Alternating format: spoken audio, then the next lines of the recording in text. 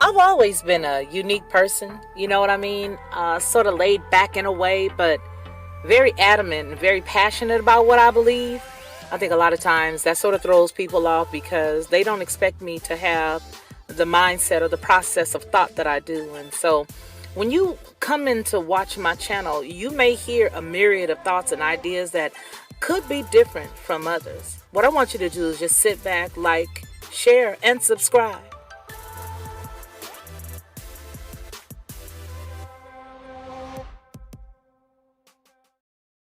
To receive instant notification each time I upload, please hit the subscribe button and the bell notification.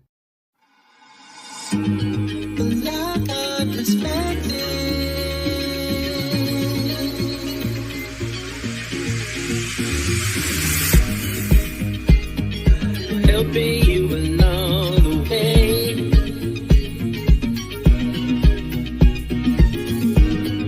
helping you to make it through another day.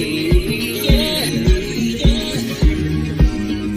everything you need to know that you never knew, that you need to know.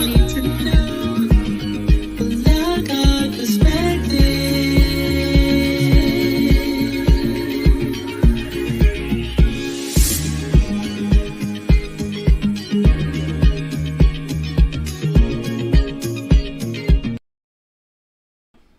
Well, good morning, good morning, good morning. That Theraflu really did part of the trick last night. It didn't do the whole trick, but it did enough of the trick. And again, I sound like Brenda Piccaro, but that's okay.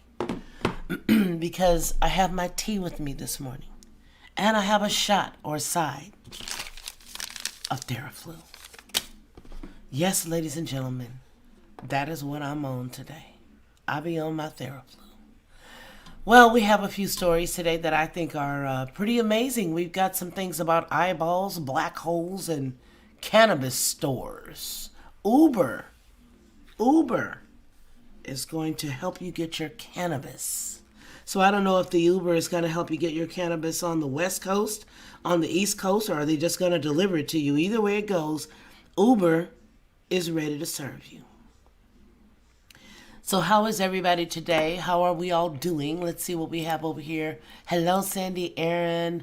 Finally able to catch a live. I'm glad you're here. You're hilarious. I love your sense of humor. Do you like the video? I saw your comment. I know you like the video. I know you like the music. We gotta get in business together. Oh, gee whiz. I needed that hot beverage. But good morning, Deb Woods. How are you? It's good to see you. It's good to see everybody. We should just hang here and chat a little bit until we're all in the house, until we all just start, doing our thing. Yeah, so they've got this way now for you to receive cannabis. And the story that we're going to read today is going to be fresh and new for all of us. But I find it amazing that the same place, PBS Lover Howard. Hey, you guys, where am I? I wanted to tell you guys something, but this thing jumped in the way. I wanted to have a really quick heart-to-heart with everybody because I have to say it from here so that you guys know that something is afoot. I don't know exactly how. I don't know exactly why. But there's some really funny shenanigans going on. And you think that what you're seeing is real, but it isn't. And it's on this platform. And it's been happening to the channel. Hey, good morning, Melvin. I hope you had a good evening yesterday. So if you guys can figure it out without me saying it, because, well, it's a part of this whole thing. There's been some really spooky stuff that's been happening that I've noticed and several other people have noticed.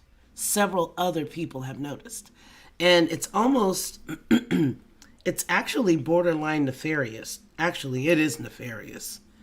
And I'm pretty concerned about it because it can make you think that you saw something you didn't see or someone said something to you that they didn't say. It's that bad. And I'm very happy to know, I shouldn't say very happy, but I think that it's very telling. I'm very happy to know that there are other people who have seen this and brought it to our attention. Now, albeit they didn't know, that what they were seeing was not real. They were just bringing it to our attention. And then when we told them, well, that never happened.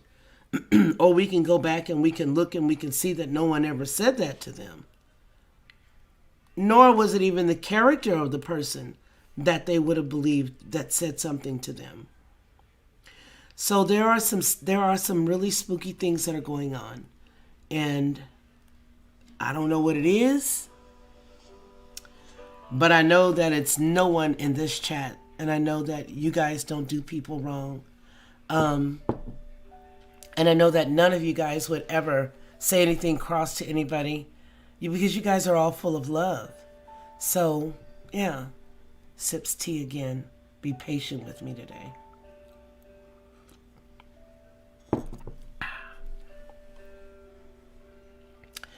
Yes, I will be feeling much better, beautiful Sarah Brown. Woke up this morning and I sound like Brenda Vaccaro again. So I can probably do some old Volvo commercials. The 2022 Volvo. Just what you wanted. Or maybe I can do an Ovo commercial or something like that. I don't know. Anyway, so there's a lot of things that are going on. There are a lot of things that are going on. And there's a lot of intimidation that's happening. And it's not true. There are some things that we have seen that people have screenshot and shown us. There are comments that are being made to people that are not being made. There are things that are being done and they're not being done. They're just not, they're not happening. What nefarious wickedness this is beyond me. But I just want to let you guys know there'll never be a time where I'll say anything bad about one of you guys or treat you bad. And if there's anybody in here that would ever do that, I don't even know who they are because they haven't shown their faces. Everybody that's here is sweet and kind. Ronnie's not like that. I'm not like that. None of us are that way. But there have been people who've been coming into the chat that have been with us for a minute with chips on their shoulders. And then after the investigative mind that I have has pursued all aspects of what may have gone on or what went on, we find out that they were attacked, but it wasn't by us. That it wasn't by any of you. So it's very, very serious. Why? I don't know why this is happening. I really don't. I mean, you would think that we had like a bazillion subscribers and that we were a threat to somebody.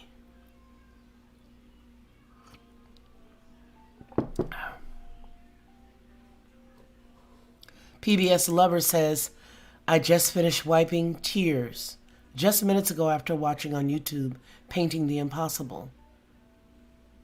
Her painting of a loving, faith-filled face. It's very sweet. Very, very sweet. And let's get right into where we are today. First of all, Sandy Aaron, hey, how are you? Glad you're able to catch a live as well. Deb Woods, hello, hello. I'm glad you love that, Sandy. Hi from Toronto, PBS Lover. Fefe, feeding the faithful. Can you try to say that 5 times faithfully? Deb Woods is loving on Melvin and PBS Lover. And Sarah Brown, good morning, PBS Lover. And Melvin and Sandy and Deb, I love it. Frequency attacks, I don't know. But whatever it is gaslighting. Yes, it is. It's a big foot. Funkier than an old folks' feet. You a mess. Good morning, Sarah. Oh, wow. Time memory distortion. Yeah, it's something. I don't know what this is. It's very wicked. Whatever it is, it's wicked. Whatever it is, it's wicked. And I will tell you that, what I love about you guys is that you guys step to plates. You step to the plate. I got an email that said, hey, XYZ happened and XYZ happened. And I was like, wow. Well, to be real with you, that never happened. It doesn't have an ability to happen. It's impossible for that to happen. Using the software and the platform that we use, it's impossible. So there have been a lot of things that have been really creepy. So I guess what I want to tell you guys is just to guard your hearts with all diligence. Sips tea. Guard your hearts and do not allow anything that you see. Don't believe what you see first. Love wins. Good morning, beautiful people. Love is a threatening force to the enemy of Yah. Absolutely. It's happening during live streams. It's happening during our live streams. It's happening during when the live stream's gone off. Somebody just let us know that something happened very weird as soon as the live stream went off, and they said that it restarted and started to do something else. And then there are people, yes, exactly, Sandy. Exactly, Sandy. Exactly. So I heard you, son. That's exactly what it is. So with all that said, it's really making you think that it's real. So I don't know whether they're practicing something and they're just using, little old YouTubers to do it. I don't know what it is. I really don't know what it is. All I know is it's causing confusion, and our Father is not the author of confusion, and we don't have confusion. And if there's ever anything that we don't understand, we always get to the bottom of it together. That's how I've known everybody in the chat, that I do have a relationship, and that we've built a relationship together. We all come together and we talk about something and we get stuff cleared up if there's ever been any confusion. Ever. So with that said, don't believe the hype. Don't believe the hype. Does anybody remember somebody coming in the chat? And I'm not going to say their name, but was anybody here not long ago, a few days ago, when somebody came in the chat and they were making comments like, well, I eat cornbread and I do this and I'm of a certain color and I do this and that. And I was like, wow, is everything okay? And we weren't even on that topic or on a type of topic like that. That's one of the examples. Has anybody been in here when they've seen that? Let me blow my nose, you guys. Hold on.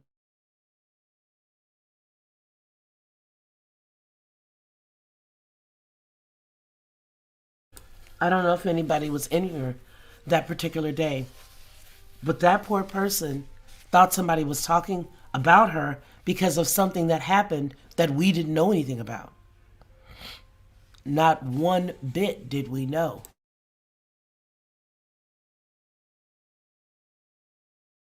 Then the other day, Amy and Ronnie were having a lone conversation. Meanwhile, all of us are in the chat, but the only two people that they could see was one another. They could only see one another, and we were all chatting. I was putting your comments up like this, which is the reason why I do it, so that you can see you're here, that you can, even if I don't say what you said, I at least put it on the screen to acknowledge it, and that's why I do this, to make sure that everybody feels loved and heard. But they were having a conversation in a chat, and it was just them in the chat. None of the other people were around. We couldn't even see them chatting. Yeah, let that sink in. Did you guys know that a man with the first 3D printed eyeball? You guys might be saying something now and I don't know it because I don't see anything. A man becomes the world's first 3D printed eyeball recipient. Can you believe it? Can you believe it? I can't believe it. But I wonder after this commercial that they're showing us, will the story come on? So this is the guy. He's a UK patient by the name of Steve Vers.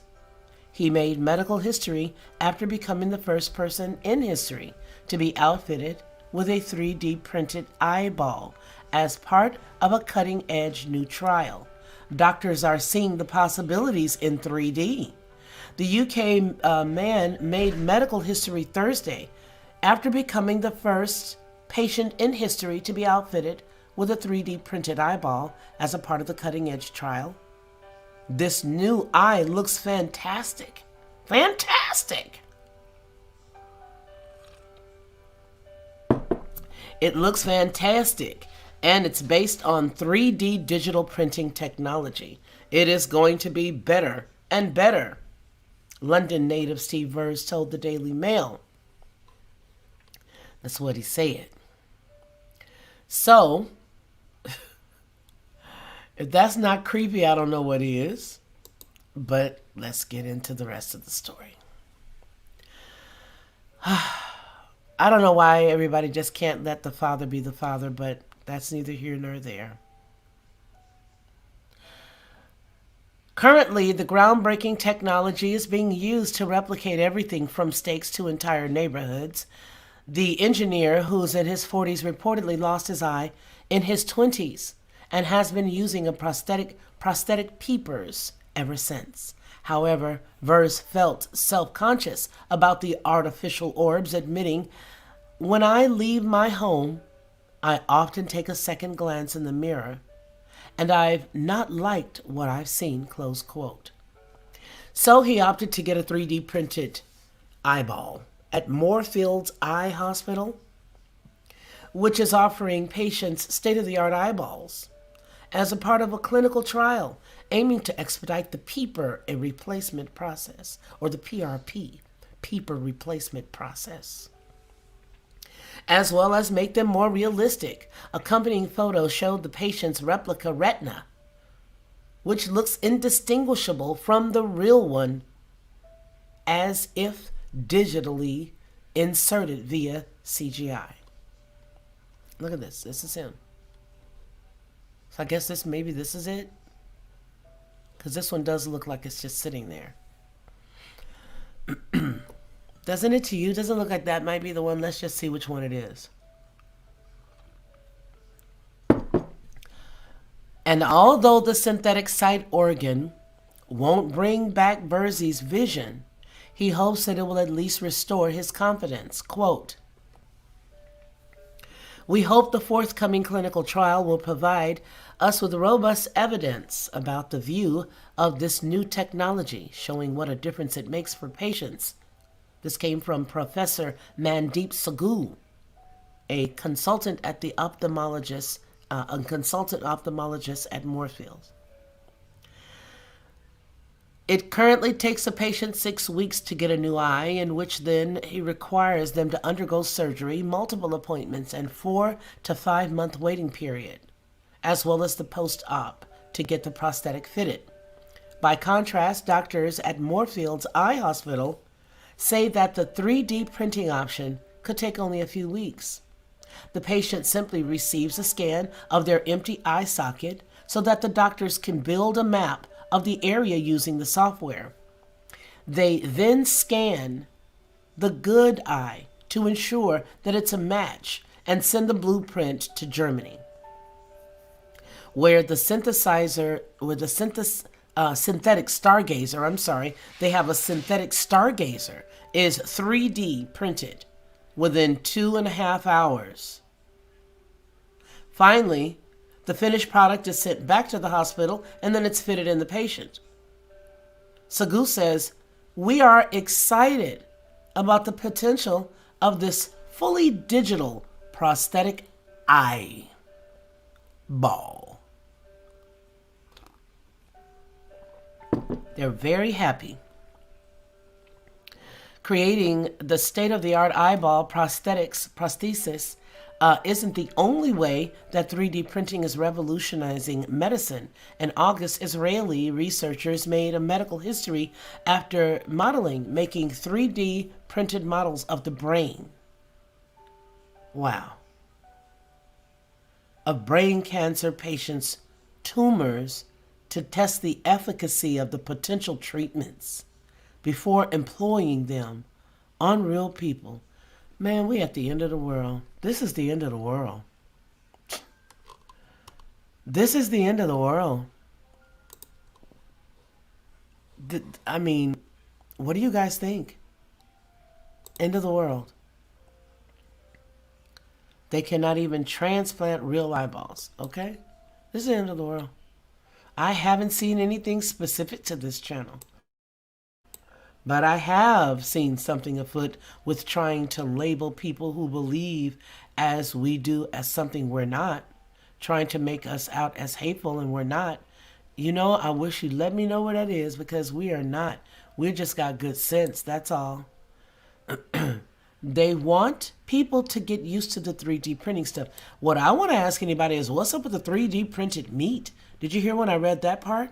Said there was something about meat, steaks. I heard about that long ago, but I've never seen it and I never thought they were actually doing it, are they? Does anybody know if they're really doing that or not? I guess we could always pop it in the computer and figure it out. You know what I mean? Maybe we could.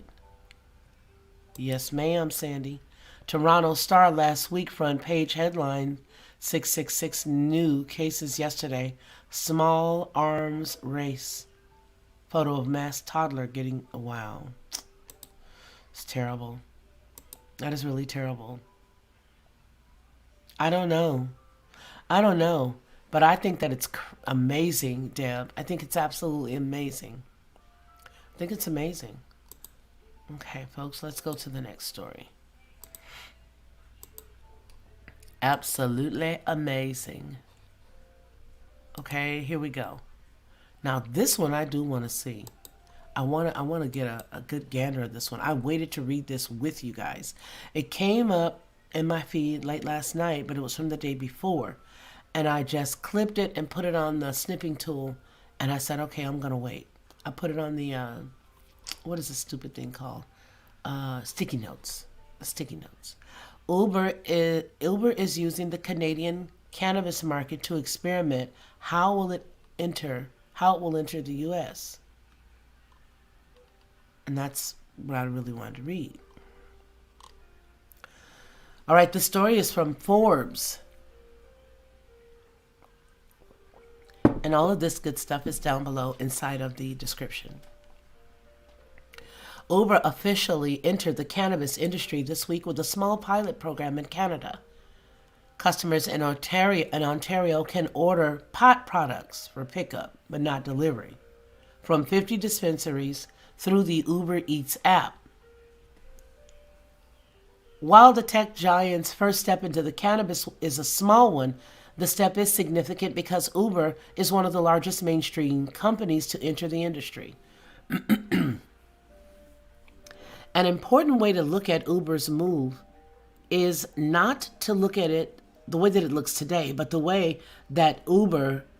what Uber's role in the cannabis industry could be, especially in the United States. Khalid Naeem, the CEO and co-founder of OnFleet, a San Francisco-based delivery management software company that works with restaurants, pharmacies, and cannabis dispensaries, says that Uber's move into the cannabis or into the Canadian cannabis market is half research, half PR stunt.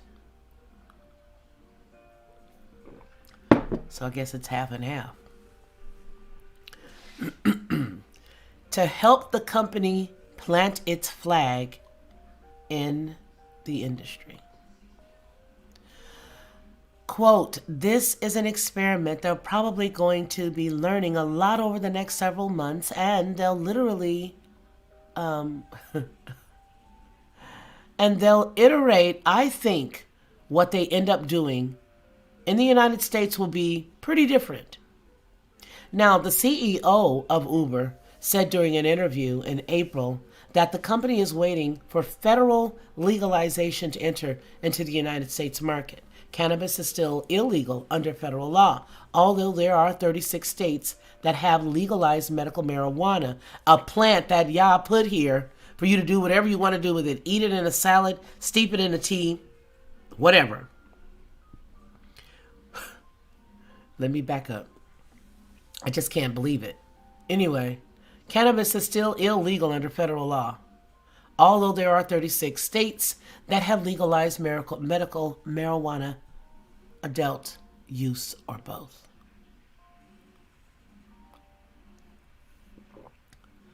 All right. When the road is clear for cannabis, when federal laws come into play, we're absolutely going to take a look at it. That's what she said in April.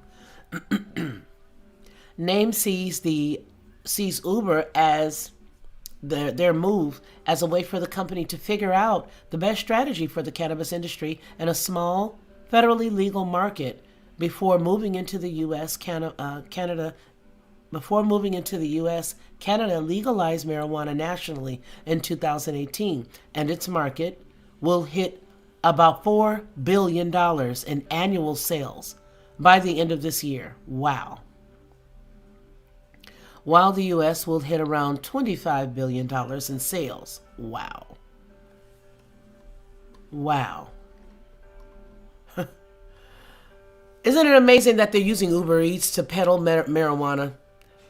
Okay, anyway, that was probably not a good joke, but I think it was a hoot. Uber Eats is starting with online orders and payments in Canada, but name says doesn't see that business strategy sticking. Quote, I don't see Uber succeeding with this model. Uber's value proposition is really its driver network, close quote. The challenge for delivery in the United States is that most states that have legal pot market deliveries need to be conducted by a licensed dispensary. Marijuana delivery firms like Ease are fully licensed. So, if Uber wants to leverage its driver fleet in the cannabis industry, it will have to be licensed. Well, all they'd have to do is license everybody. That's all. Give them all a license. That's it. That's all they'd have to do. And I can't see that as being a problem for them because it's more revenue. Every time they got to license somebody, they got to take money from someone. So I can't see that as being a problem. What do you guys think about that? You think that'd be an issue? No. They figure a way around it. And the only reason why they're giving us the story is because they already have figured out a way around it. That's the only reason why they're telling us about it, because they already have. So it says that if they really want to get in the industry, they'll have to acquire dispensary licenses in each state. Yeah, like I said, they'll get around that because that's a lot of revenue. And they could literally make each one of their drivers, I don't know. Yeah, they could do anything they want to do. Please believe that. Yeah, they can. They can make every one of their drivers do it.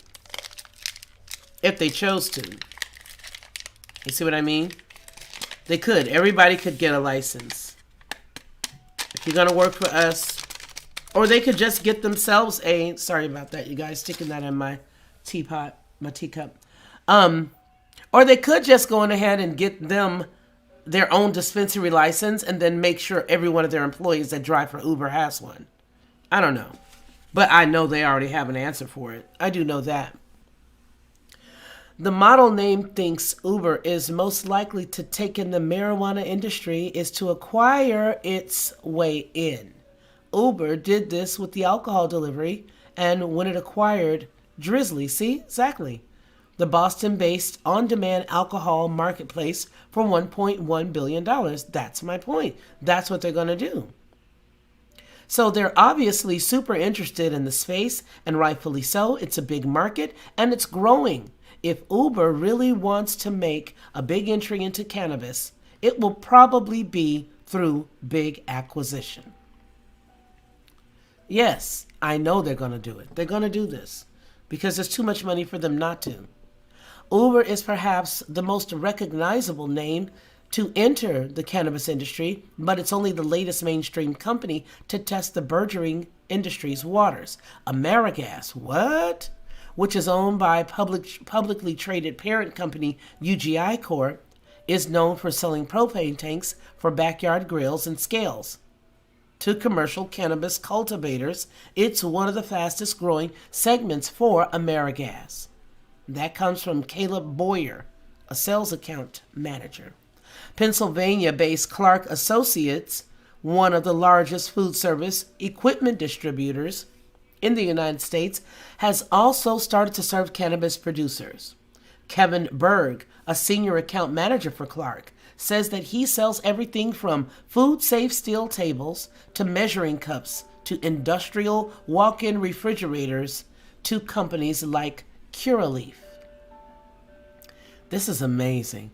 This is amazing.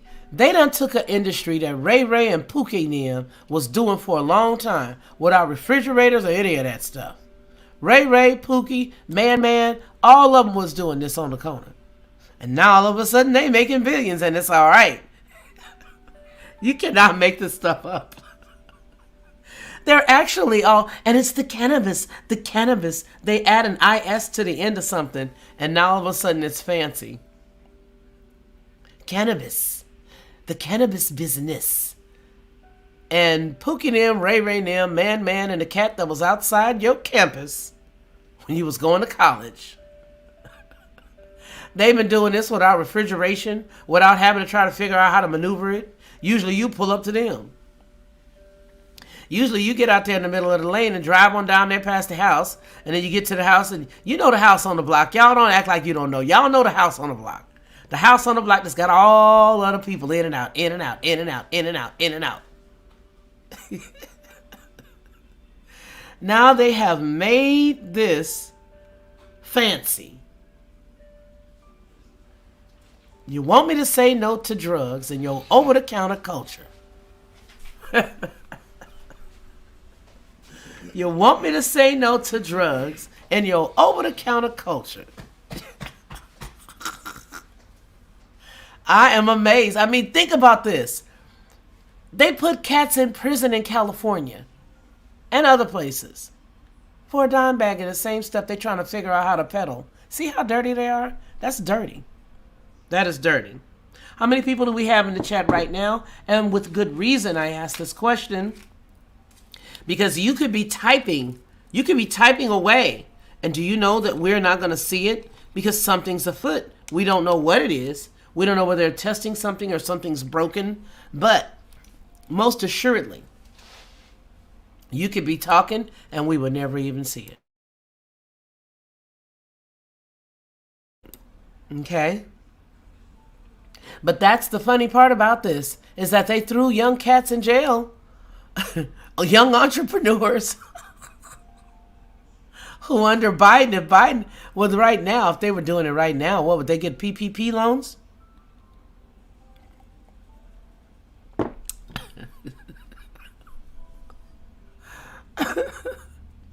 Would they all get a PPP loan? Because these cats said that it's $1 billion.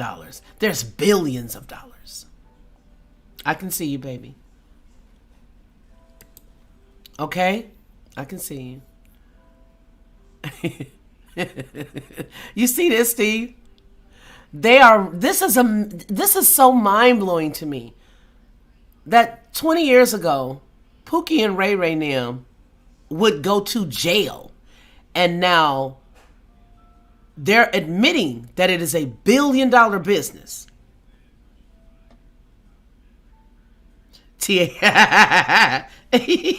Look at what Sarah just said.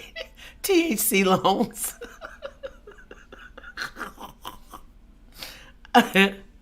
Hey, Rusty, Sarah, Steve, Monica Beach, Christy, how are you? How is everybody? It's good to see you. No, CBD is not myrrh, but Moses rubbed 3 oils on his body before climbing the mountain, marijuana oil and olive oil. But I mean, if you guys think about this, these cats are literally talking about the fact that this business is a $1 billion business, which therein lies the problem. Y'all knew that Pookie Nim was making some money. Pookie Nim couldn't get a job because Pookie Nim probably had a couple of priors for pushing a little bit of this stuff right here. But now we're talking about the billions of dollars as if this is such a sterile business. You know, the dispensaries. Yeah, we used to have a name for them houses on the street too. They was called spots.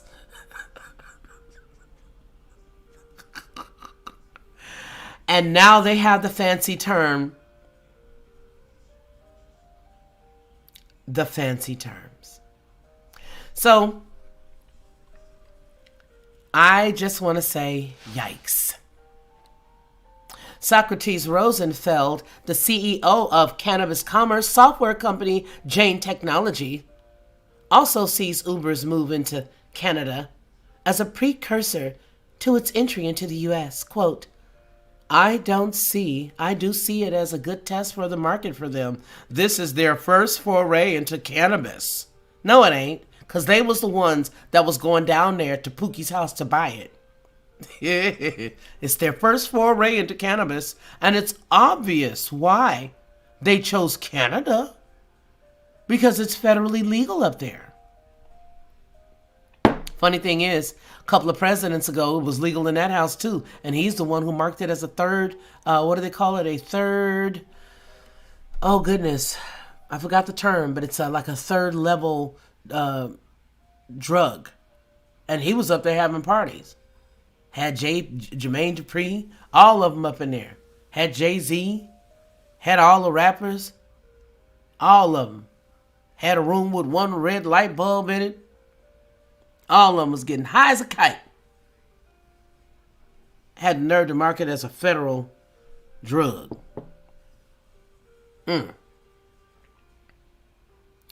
Rosenfeld also believes that while Uber has experienced disrupting regulated industries, the level of complexity in the United States cannabis market is orders of magnitude greater than Canada market. I think that it's a great first step, and it's a great proxy to the understanding how to navigate a legal federal market in a new space. But by no means, if you can solve it in Canada, can you rinse and repeat and move it down to the United States. At the end of the day, Rosenfeld sees Uber getting into the industry as a good thing. Quote, ultimately, it's great whenever you can see a large tech company move into this space because it's validating that the industry is valuable and that it's here to stay, says Rosenfeld. We need more mainstream buyers and we need more publicly traded companies moving into the space. Meanwhile, you still got somebody that's in jail because they was peddling this stuff as their third strike. There's a guy that is still in prison right now because he was peddling this same stuff that is ultimately, it's great when we can see large tech get into the business. It's valuable.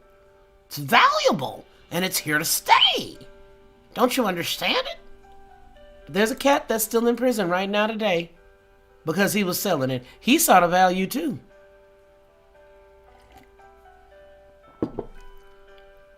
He sure did. He saw it buy them Pampers. He saw it go back in the day to Toys R Us.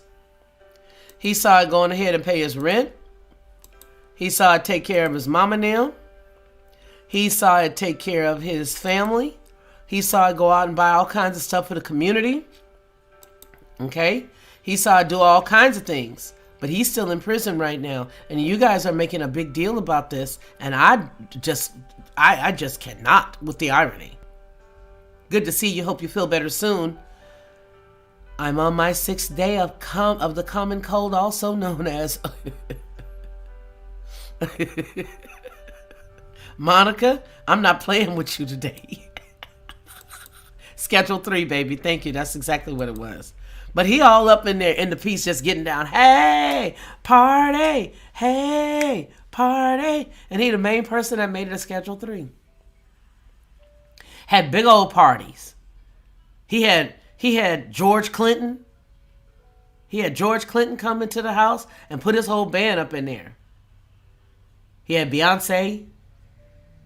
He had her husband, Jay-Z. Oh, no. Had everybody up in there. Everybody was grooving. Had all the bands. Lil Wayne, he brought them all. Snoop Dogg. And you know wherever Snoop Dogg and Martha Stewart go, there's going to be some blazing. But he is the main one that made it like a terrible, terrible thing. Okay? Can't pronounce it, but it's well documented. Got you, mama. Hello, pretty lady Sharon Marie. They've made it fancy and almost genetically modified. And most likely, yes, because you know what they did? They took they made a patent of the, which is amazing. I'm not sure whether they made a bio mimicry something, but they took a portion of that and they patented it. So I don't know how they did that, but if you can look that up, you can look it up and look under patents and put it in there and see. But the United States actually patented some part of it, which is the reason why I say that people should stay out of them places. Stay out of those places. Do not go to them places because you don't know what you're getting. Prisons are privatized, lots of money, that's right. Hey, Renee. How's it going, big brother? That's my big little brother. Don't know if F just zipped past, but I think I'm being censored here. It is disturbing feeling. But I've been targeted, talented individual for a while now. Girl, PBS lover, are you girl? I don't know. Don't worry. Uber delivers you weed, then bring you food when you get the munchies. Oh, you hungry? We got something for that. Hold on. You see that? You see that? Yes, at Monica Beach. Monica Beach. Like Santa Monica Beach. Monica Beach. I like it. Yes. That's why the cannabis we buy today is seedless. Seeds used to be rolling all around on a flat box. I remember watching my older cousins, and I'll be like, I'm gonna tell. And I'll be sitting there watching them, and they be trying to move the box, and there be little pebbles and stuff, and I'm running. And there's one that was almost as fast as me trying to get me. But I'm running to go tell, and they be in there just rolling that stuff around. There's one little seed just rolling around. Martha has organic. Snoop and Martha, my kind of people, the average American commits 3 felonies per day. Christy, I love you. Christy be going with she be giving you the stats. Christy gonna give you the stats and she don't care if you like it or not. My baby gonna give you them stats. Go ahead, Christy. Go, girl. Christy said, Americans commit 3 felonies per day. I've always been above average. She said she likes Snoop and Martha together. I love it. I love Christy. I do. I was looking back at the replay from the other day. I was like, my girl is kicking this knowledge. She be throwing that knowledge down. Monica Beach. Did anyone see my comment about researcher claiming alcohol and drugs prevalent at last reset? No, I didn't see that. Let me go back up here. I'm going back up. I heard that shelled seeds are the biblical plant material that is like meat. Do you find it strange that the world was swept with a legalization push all at once when previously it was evil? Cannabis altered from the original. I see that. Maybe this is it. Up there at the top. There you go. A researcher indicated that alcohol and drugs became widely available before and after the last reset. The large number of breweries, e.g., along the Mississippi River Canal, which has masonry banks in some areas. Really? Huh. Wow. I didn't know that. I didn't know that at all. That's why we plead the blood all day long. 3 felonies. Oh boy. You guys are a crack up. But I just marvel at how they just come up with something and say, well, look at this. This is a really viable business. And then they want to all sit around in their suits. You know what I'm saying? Like, oh yes, it's a viable business. It's very viable. We simply must talk about this. Look at this. Look at this. This is the story between here and here. Look at this, look at this, look at this. I guess they want us to go to Best Buy.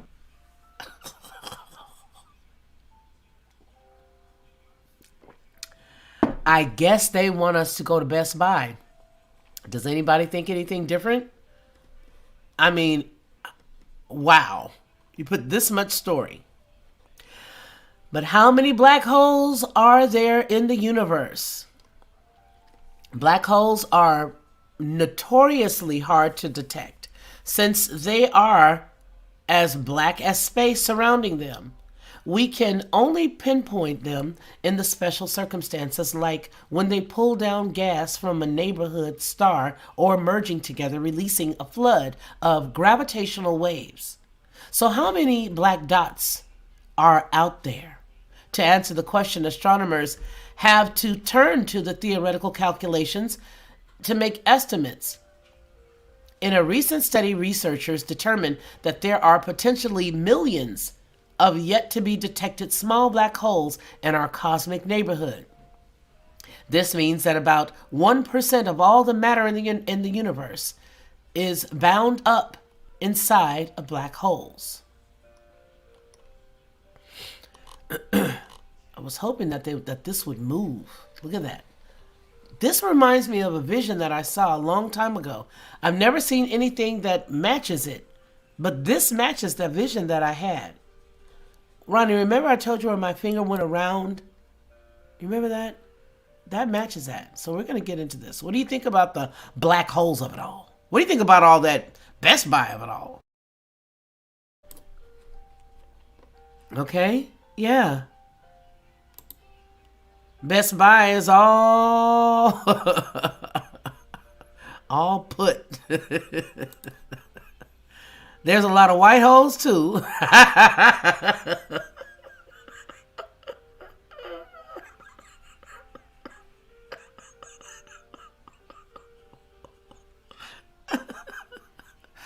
Sandy, are there really white holes? Oh wow. I don't know. I ain't even messing with you. I don't even know. But anyway, here we go. To make a black hole, you'll need to make stars because black holes come from the death of stars. So to figure out how many black holes are in a universe, the researchers behind the study, which recently appeared in the preprint journal of Air, looks like EXIV, Air EXIV, has been accepted for publication in the Astrophysical Journal, and they had to take a few steps back. The first step is to model galaxy evolution over the billions of years of the cosmic history. Galaxies are the homes of stars, after all, and their overall evolution affects how many of each kind of star appears inside of them. For example, some galaxies are can steadily form new stars year after cosmic years. Others may suffer mergers, events that trigger a round of incredibly high star formation, only for them to burn out and produce nothing of note ever again. Let me make this a little larger. This blue is somewhat distracting. Thank you. Whew. Wasn't that distracting? All that blue, I felt so boxed in. Ah. Whoa. The astronomers took down observations of galaxy statistics across the cosmic time, noting that the general trend of galactic merger rates and demographics. Another key to the factor is so-called metallicity of the galaxy, which is a measure of the amounts of elements other than hydrogen and helium inside a galaxy. Astronomers call these, quote, metals. Bigger galaxies will have more gas, which enables them to form more stars. But more metals can enhance the cooling of gas, which in turn helps galaxies to efficiently churn out the new stars. We're going to watch this. but I don't want to see this. And I hate to touch these because the last time I did it, it kept replaying it. It kept saying, end it here. And I tried to end it and it wouldn't let me.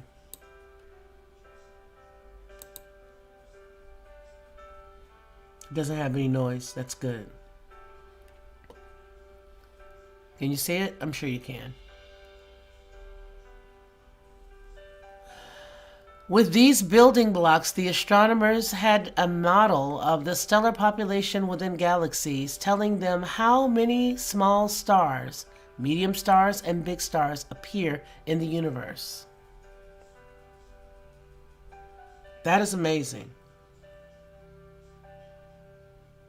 That is amazing.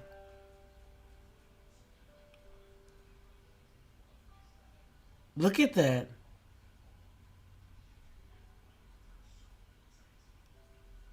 Huh. Absolutely amazing. So the animation came from a foundation. What's better than giving a better phone this holiday Turning you season? off because I don't want to hear you. And they made me go to her anyway. I don't want to deal with her. She made me go to the other side, has a commercial. Anyway, it says, and then they needed to trace the evolution and, most importantly, deaths of those stars. And to do that, they turned to simulators, which connect the properties of a particular star to its lifetime and eventual demise. Only a fraction of the very largest stars produce black holes, and those simulations tell the astronomers what percentage of a galaxy's stars go lights out every year. Next, the astronomers had to track the evolution of a binary system as black holes can feed off sibling stars, become engorged on their gas, and in the process, thus a black hole, I don't know what is so funny to that guy upstairs. Thus, a black hole formed in a binary system will end up being larger than the black hole born solo. As the black holes age, they continue to feed on any surrounding gas, which the astronomers also estimated. And lastly, occasionally, black holes can find each other in the darkness. Wow. Black holes can find each other in the darkness of interstellar space and merge together. So to produce an accurate survey, the astronomers had to estimate the rate of black hole mergers within each galaxy. Now there's a related story. All this is already down below inside of the description, so you guys can get a better grasp of this. I'm bringing this to you because I just thought it was amazing. I like the picture and I just like thinking about anything dealing with space. But there is a related story on this if you click it. Scientists spot merger of two mismatched black holes. The Great Black Hole Census, putting all the pieces together, the astronomers were able to track the population of black holes over the course of billions of years. They produced what is called a mass function. What is a sort of astronomical census of reporting how many of each size of black hole exist at any one point. Not surprisingly, the largest black holes call themselves supermassive black holes. Okay? Supermassive black holes and are much rarer than the smaller cousins. The researchers found that every cubic megaparsec of space, where a megaparsec is a million parsec or 3.26 million light years. Our universe hosts roughly 50 million solar masses worth of black holes. If each black hole is a few times the mass of the sun, that translates to the around 10 million individual black holes in that same volume. To put that into perspective, the total amount of mass contained by a black hole is approximately 10% of the mass contained in stars. So for all the stars that you see at night, there are a lot of black holes lurking in between them. Supermassive black holes, on the other hand, are extremely rare, with each galaxy usually hosting only one of those monsters. Although black holes account for about 1% of all the baryonic, as in not dark matter in the cosmos today.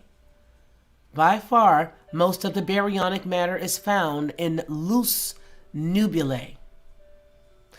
But still, that's nothing to sneeze at, and it means that the black holes are frequently, frighteningly common. Look at this astrophysicist. This was written by Paul Sutter. It is, of course, down below inside of the description box, and it did come from Live Science with all the Best Buy stuff around. He did this 3 days ago, Paul Sutter.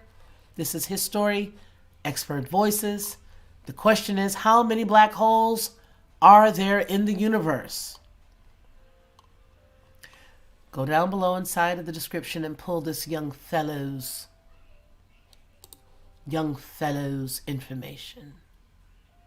So it looks like we've had our pre-printed eyeball. We looked at a little bit of what makes Snoop Dogg happy. And looked into a few of these black holes. Let's see what this story is, because I have one last one here. Oklahoma bill that would allow, there are people to sue for mandates. Oh, yeah. I'm not even going to read this one because I don't want these words, flashing. And the flashlight of the brother dude gets a little creepy,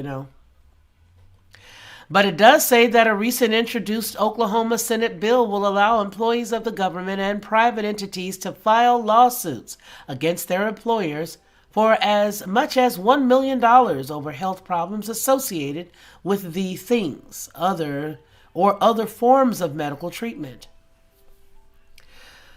State Senator Robert Sandridge, a Republican, said in a statement that Oklahoma employees would be able to sue their employers over medical issues connected to operations or treatments as a condition for employment. Quote, but now mind you, what did it start out with? You see what it started with? That right there. Okay. If an employee is required to receive one of these or some other medical treatment as a condition of employment and it causes the person harm, our citizens need to know. They'll have some recourse. That's right. Go Oklahoma. That will provide them with meaningful relief, he said. That's what my legislation will do. Let's hope it gets passed. Let's see what it says. The legislation, Senate Bill 1106, allows workers to bring a claim if the employer knowingly required this particular treatment without confirming its safety based on publicly available medical testing and documentation, close quote. That's what the statement continued. Now, the bill would encompass employers' mandatory vaccines for this thing right here, the illness. Okay, and I don't like how they always put this part in there. That'll get you off in no time. But, quote, upon a finding of liability after a claim, the office added, the employer will automatically be subject to $1 million in punitive damages. The measure will be considered during the start of the 2022 legislative session, and it would impact all private and public sector employees and employers. Good. It should balance out the playing field because what they're talking about right now is crazy. So federal health officials have repeatedly said that this thing is safe and effective, arguing that some studies have suggested that the benefit outweighs the possible side effects. I don't think so. Not when you got all these birds of prey hanging out in the very strategic parts of the United States and nobody's putting two and two together that the only reason why large birds of prey, this is me and I'm off the topic, but I'm really not. The only reason why large birds of prey decide to hang around anywhere is because either something's walking and it's about to fall out and they can smell it, or there's a bunch of stuff that's already fallen out. Either way it goes, the benefits outweigh the possible side effects? I don't think so. Earlier this year, the Food and Drug Administration, along with the health regulators in several European nations, said that both of them, the P and the M and the MR, are associated with two forms of inflammation. I'm not reading the names. Meanwhile, the federal health officials and the European authorities paused the usage of the J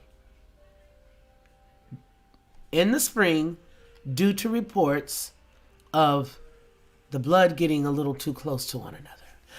The state lawmakers' bill proposed comes after the Biden administration earlier this month unveiled a sweeping labor rule that mandates federal employees and businesses with federal contracts, as well as healthcare workers who are employed at Medicare or Medicaid-funded facilities, get it.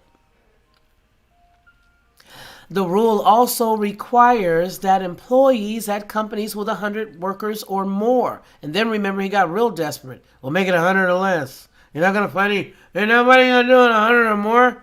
Okay, then make it 100 or less. That they submit to weekly testing or go get it. Already both of the provisions of the rule have faced numerous lawsuits, namely from Republican-led states, which I hope all of them handle their business. Okay?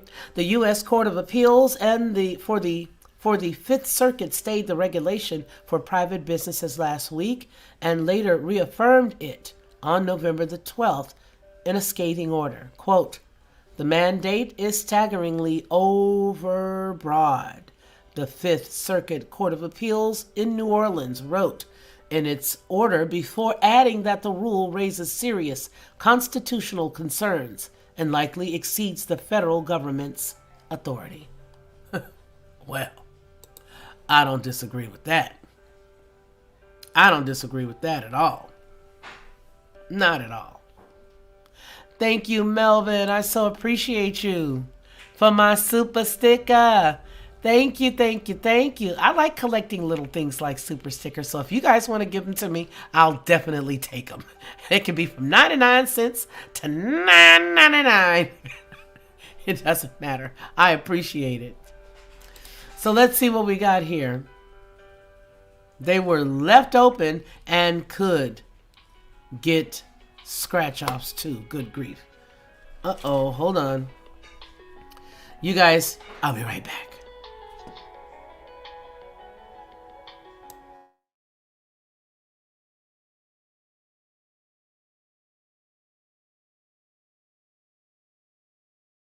So, now that we see exactly how they can do this, I do hope that they're able to sew their pants off. Sew their pants off. Just take their pants, hold them really tight, give them a wedgie, and then sew so they can't sew anymore. Yes. Okay, let's see, where are we? Thank you so much for that wonderful super sticker. I appreciate you. You don't have to worry about mom and pop shops getting ripped off. They're all out of business. The corporations are destroying American. Okay? You see that there on the screen?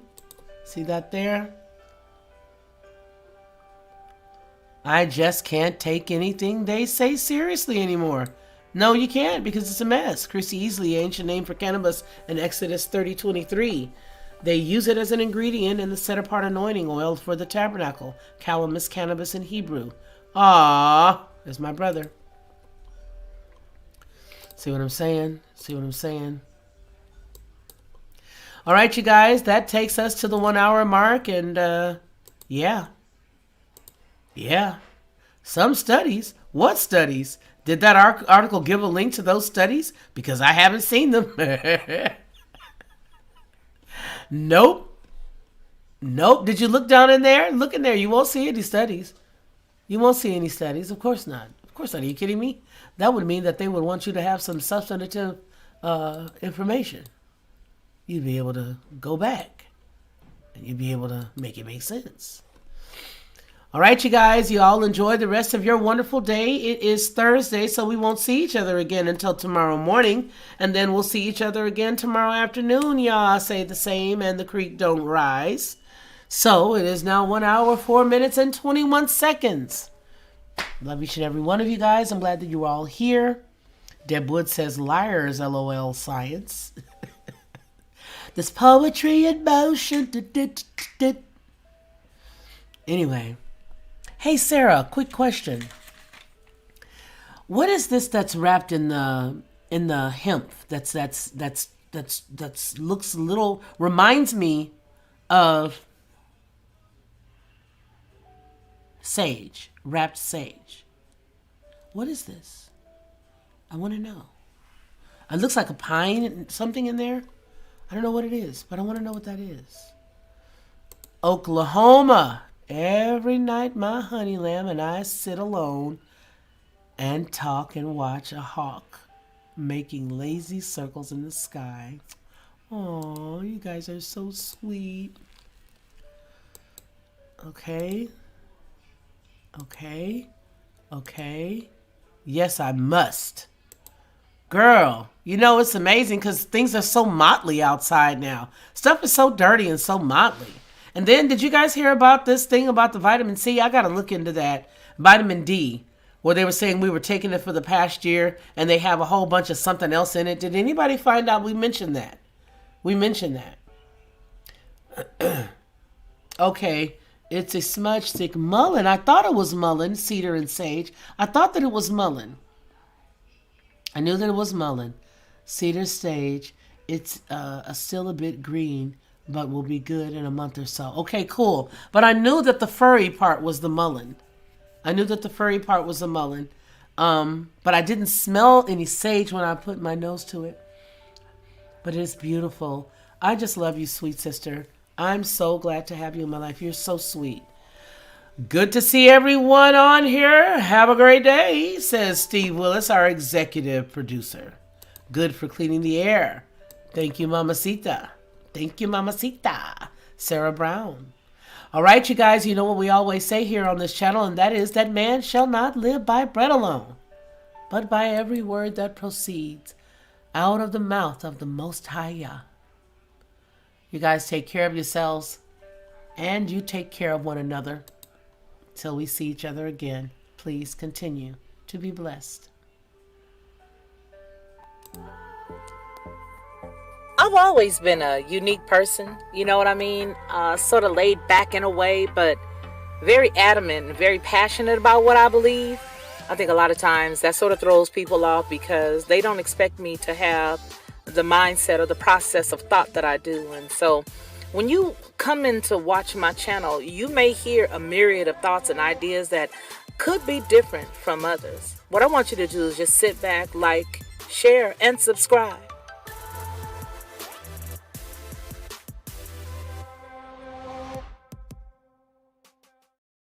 To receive instant notification each time I upload, please hit the subscribe button and the bell notification.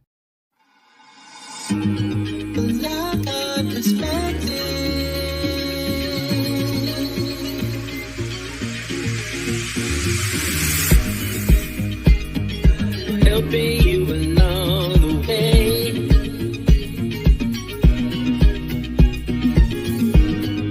Helping you to make it through another day.